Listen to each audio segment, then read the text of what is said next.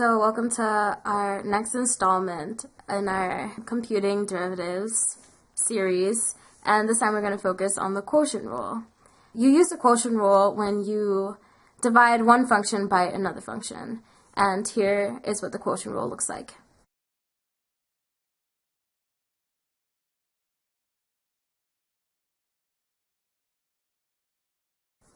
So let's go into an example.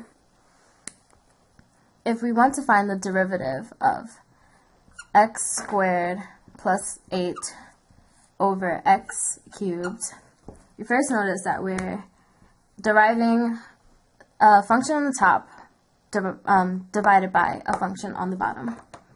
So let's make the numerator green and the denominator red.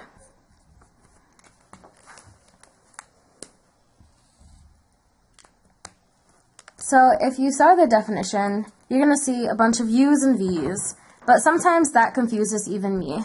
So we're going to use a little mnemonic that I like to use. We're going to do the bottom times the derivative of the top, which is 2x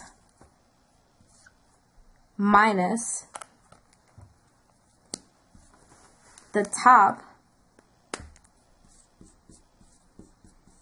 times the derivative of the bottom, which is 3x,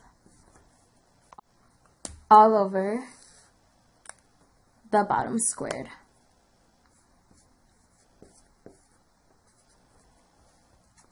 To make this prettier, we're going to get 2x to the 4 minus 3x cubed plus 24x all over x6.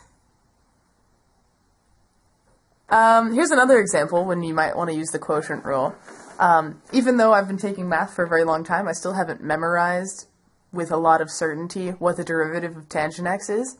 So whenever I need to derive the tangent of x, I just remember that it equals sine of x over cosine of x. Now, if I want to find the derivative of that, I need to use the quotient rule. So, let's separate this function into its two little composite chunks. So, that is equal to, basically we're going to break it up now. Sine of x over cosine of x. So, just like Tiani said, we're going to remember that using the quotient rule, this derivative is equal to the bottom times the derivative of the top, which is, for sine x, that's cosine x, minus the top